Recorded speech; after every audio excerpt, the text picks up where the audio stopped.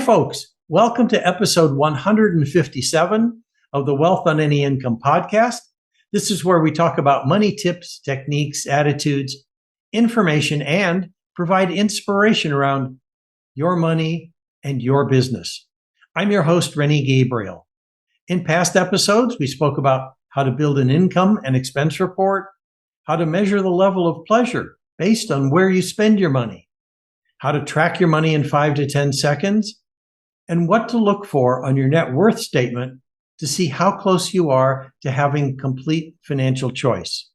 Last week, we had Chelly Campbell, who supports people to get over money disorders like spending bulimia and income anorexia. Today, we welcome back one of our guests who was on the show a couple of years ago, Fritz Gilbert.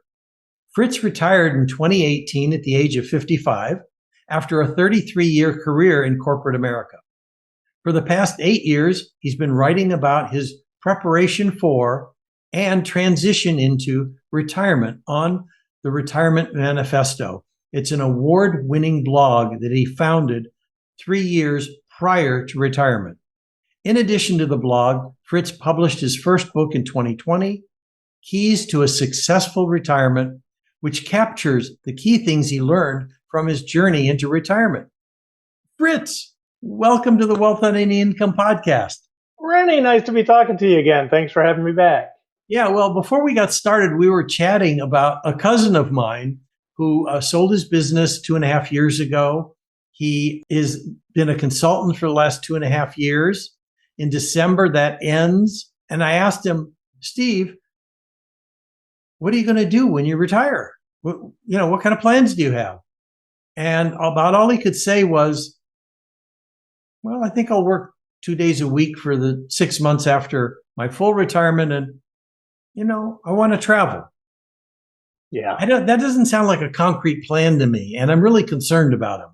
So, yeah, that's interesting, Rennie. And I would suspect if you interviewed 100 retirees or soon to be retirees, that's not as uncommon as you might think. And I was probably the exact opposite. I really thought a lot about what my retirement was going to be.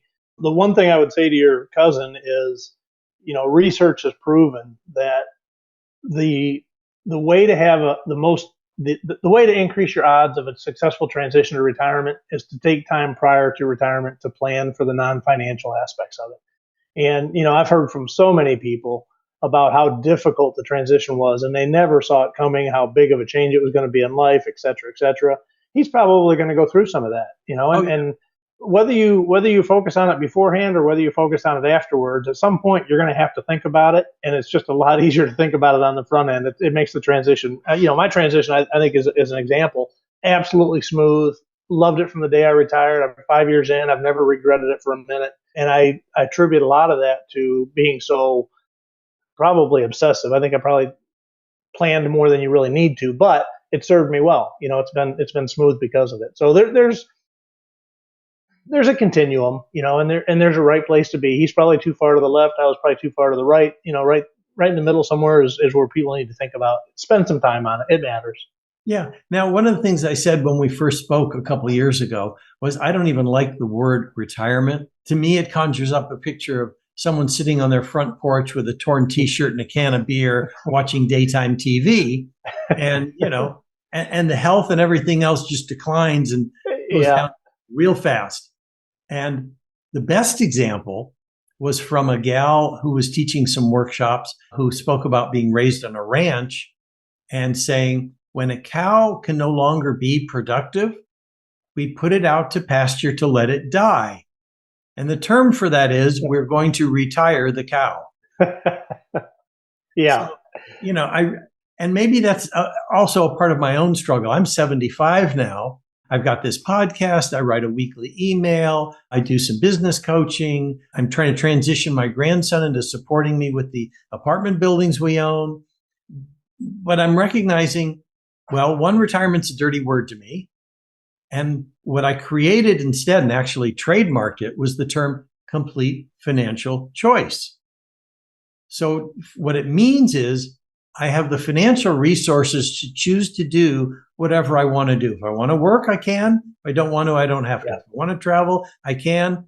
I don't have to. I can choose whatever I want. And the difficulty I've had for over 10 years now is what to choose. Yeah. Well, and I think, regardless of what you call it, I don't get too hung up on the nomenclature. I think what matters is there comes a point in your life where you do achieve that financial independence, and taking advantage of that to change your life to live it the way that you choose to live it instead of the way you had to live it when you were dependent on a paycheck is really what it's about. Call it whatever you will. But, I think about the FIRE community, financial independence, retire early. And somebody said, it should be financial independence, recreational employment, which is not a bad thing, right? If you want to work, you're doing it for recreation now. You're not doing it for the money. And that's the difference. So I don't have a problem with the word retirement. When you retire, you cross what I call the starting line. Mm-hmm. And that's the point in life where you are free to start anything you want to start and do anything you want to do without having to take the financial considerations as the primary importance. And so I look at it more as a start than putting the cow out to, die in the field. But I'm not hung up on the word. I know a lot of people do kind of argue, that clearly is probably the historical stereotype of retirement. But I look at them, okay, you can be working as you are, as I would argue I am, right? I'm doing my blog. Yeah. I'm running a charity with my wife. Those are work in quotation marks. But it's not work that I'm doing because I have to do. It's work that I choose to do. So I'm retired, but I'm working. I'm still retired. That's why I called it complete financial choice. Yeah, it's a great word. Great choice for it, or great term for it. I'm glad you brought up the charity because, if you recall, I donate 100% of the profits from the work I do to various animal and to veteran charities. And as an example, if someone goes to the homepage on my website, they can donate directly to one of the charities that rescues dogs and trains them service animals for soldiers who've come back with issues. And they can saving lives two at a time. I applaud what you do. It's awesome. Thank you. And so I remember you're something about saving Fido or whatever. Tell me more about that. Memory. It's actually called Freedom for Fido. Okay. And we build free dog fences for low-income families with dogs on chains, or they're not always on chains. They might be running loose, worried about getting hit on the road. They're trying to improve their situation for their dog, but they don't have the financial means to do it. When we talked 2 years ago, we were pretty much just getting started. We started 4 years ago. It took us about a year to figure out what we were doing. Mm-hmm. And now we just celebrated our 100th fence build a couple months ago. We've got 200 volunteers. It's turned into a massive thing, and it's totally fulfilling, very time consuming.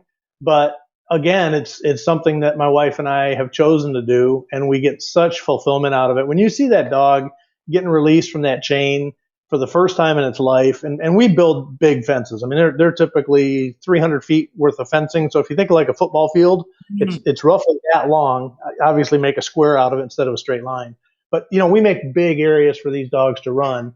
And the first time you see that dog run, it never gets old. After 100 fences, we still get that same thrill. And it's not only seeing the dog's life improve, but the things that we didn't expect is there's developed an entire sense of community around it. We call it the Fido family. And think about what makes a successful retirement. It's having a group of people that that relationship thing. So we've created this whole big community of dog lovers that get together. I'll give you an example. There's a text group of maybe 20 of the most loyal volunteers.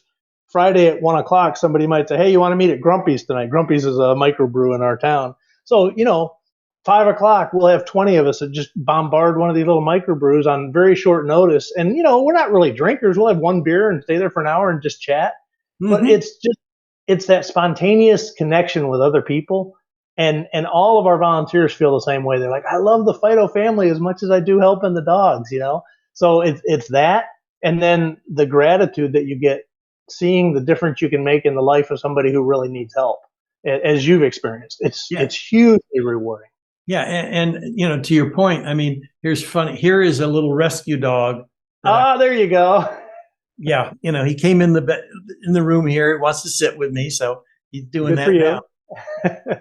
But one of the things you alluded to is the community that's created. And I remember a study that General Motors had done years and years ago. After 30 years, they could retire with full benefits. So if they started at 20, at 50, they could retire. Unfortunately, their survey found that within 5 years of retirement, didn't matter what age, most of them had died. Wow. And the reason for that, I believe, touches on what you said, is the community, the ability to have a purpose, to contribute and connect with other people. I mean, someone working at General Motors and they retire, they're not communicating or connecting with their workers anymore. And what sense of purpose do they have? And that's why the health declines so quickly. Yeah. And going back to how we opened this discussion about your cousin, if you think about work, the first thing that comes to mind is the paycheck. Yeah. But if you think a little bit deeper, and this is what you realize when you leave work, paid work, voluntarily, or maybe not voluntarily, but when you're no longer working, you start realizing all of the non-financial benefits you also receive from work. And thinking about how you're going to replace all of those in retirement or once you're financially independent, that's where your focus should be. And it is things like relationship, right? You have relationships in the office or in the plant. If you work in a plant, you have a sense of purpose. You've got, a structure to your day. You've got objectives. You're driving towards achieving something. You get that sense of accomplishment when you put together a presentation and give it to the boss and you get the little pat on the head and say, hey, good job on the presentation. You've got all of those things that just are gone the day you leave. And most people don't realize the importance of all of those non-financial benefits from work until they're gone. And then they kind of go through this transitory thing where they feel off, but they don't really know why. And it's usually driven by, let's call it those 4 or 5 non-financial attributes you used to get are no longer in your life, and you're kind of you feel a little bit adrift without them. They're hugely important. Oh yeah, and I'm thinking about, as you said that, and someone retires, goes home, and the wife says, I can't stand having him around the house. I've been keeping this house intact for the last 20, 30, 40 years. I don't need his input. Exactly. Yeah. I got to tell you a funny story. I put it in my book, but I'll tell the story now. A friend of mine retired, and he was like one of these optimization guys at work. He'd always look at more efficient ways to do things and a continuous improvement type guy. So he's home and, he's retired, and his wife's putting dishes away in the dishwasher. And he comes up behind her and he says, honey, why do you do it that way? It'd be more efficient if you did, and he starts trying to improve dishwashing loading. And she goes, honey, I've been loading the dishwasher for 30 years. It works just fine. Go do something else. Like, get out of my space, So yeah, that the relationship with the stay-at-home, not necessarily stay-at-home, maybe you both retire at the same time or whatever, but if he hasn't figured it out, or she hasn't figured it out yet. Yeah, that can be a source of conflict. And I think the thing that you don't necessarily think about is it's just, let's say it's a stay-at-home spouse and a full-time working spouse. Mm-hmm. You always think about, retirement's the full-time working spouse, that, that's the big adjustment. I would argue it's just as big of an adjustment for the stay-at-home spouse to have a spouse that retires and is suddenly home. It's a huge adjustment for both of you. Just like talking about and thinking about how you're going to replace these attributes that you once got from work, you also need to spend time with your significant other talking about how is our life going to be when we're together all the time. How much time do you want to do your stuff? How much time do I need to do my stuff? How much, we don't want to do everything together. We'll drive each other crazy. So what's the boundaries there? So that once you retire, you can take off and go mountain biking once a week because that's something you've already talked about and you don't feel guilty about it because you've kind of pre-agreed. Yeah, I know he needs to do that because he needs to get out in the woods. Talking about myself, obviously. There are boundaries, and there are things that if you don't have that discussion prior to, it can lead to conflict because she doesn't understand why you're out riding a mountain bike, or you don't understand why she's still going out to lunch with her friends when you're not working anymore. You want her home with you. All those things can cause conflict, and that's why retirement's such a big transition. Yeah, this is a beautiful conversation, and I know it's going to be helpful to my cousin. I'm going to send him a link. When we're done, I'll give you some details on when this is going to be broadcast. Okay. Ahead of that, I'm going to send this to my cousin. Perfect. It'll be interesting to get his feedback. Hopefully he listens, because I would say your cousin is a proxy for probably hundreds of thousands of people that could potentially hear this, right? I would say there are probably hundreds of thousands of people that are within, because it's what, 10,000 baby boomers a day are retiring right now. Yeah. So, it's clearly maybe millions of baby boomers who are going to retire, let's say in the next year, who may not be thinking about this stuff yet. And that's fine. You can choose to do it that way, but recognize you're going to make that transition more difficult because you're suddenly going to be home with your spouse and you're going to be telling her how to load the dishwasher and she's going to say, get out of my space, right? All these things that we laugh about, you're going to experience those. And so your cousin, hey, we're not bashing on you, cousin, right? We're doing it because you represent an awful lot of people that don't recognize the importance of thinking about this stuff. Exactly. One of the things that I want to ask you, which is really important, for people who want to talk more to you or find out more about this topic, what's the best way for them to get a hold of you? Yeah, I'm on the retirementmanifesto.com. It's got an email link on my page. You can reach out to me. I've written something like 400 articles now. So searching through my archives, any topic you're interested in, chances are I've probably touched on it related to retirement anyway. Yeah, I mean, I'm all about, my byline is helping people achieve a great retirement. And having been through it, and I think that's a lot of the feedback I get from my readers is it's unusual to have somebody that's retired that's a blogger, right? Most people are kind of the FIRE community. They're working to get there, whatever. Having a baby boomer, I'm 60. So somebody that's kind of in our demographic that's writing about the experience, there aren't too many of us. So anybody that's interested, take a look. It's real. It's just me. I'm transparent. I'm not a financial advisor, but I can talk for days about all the financial elements of it. But what I've found in the last couple of years of my writing is I've focused a lot less on the financial, because once you get into retirement, you kind of have what you have and you're not doing things for money anymore. You kind of sort that part out, and you really do spend a lot more time thinking about the non-financial stuff that we've been touching base on. So I would say my writing has shifted to reflect that. But if somebody's a year away from retirement, hey, scroll back through my archives. You can see I actually put a timeline on there, and you can see when I was a year away from retirement. And you can see exactly what I was thinking at that point in my journey. So I did that on purpose to try to help people, forever with the content that I've written. Well, and obviously it's worked because that was the past, and you're living that present. And the transition, like you said, has been terrific. So I'll have in the show notes the Retirement Manifesto, a link. And Fritz, I want to thank you for being on the show. Thank you, Rennie. Always a pleasure. And let's not wait 2 years before we talk again. You're always a pleasure to talk to. And I wish you the best of luck with all the things you're involved in. Thank you. And to all of those who are listening, if you'd like to know how books, movies, and society programs you to be poor and what the cure is, then log on to wealthonanyincome.com/TEDx. You'll hear my TEDx talk and can request a free 9-step roadmap to complete financial choice and philanthropy, and receive a weekly email with tips, techniques, or inspiration around your business or your money. And if you'd like to see how you can increase your wealth and donate to the causes that touch your heart, please check out our affordable program, Wealth with Purpose, also on the wealthonanyincome.com website. To my listeners, thank you for tuning in. You can listen to the Wealth on Any Income podcast on your favorite platform. And please rate, review, and subscribe. Until next week, be prosperous. Bye-bye for now.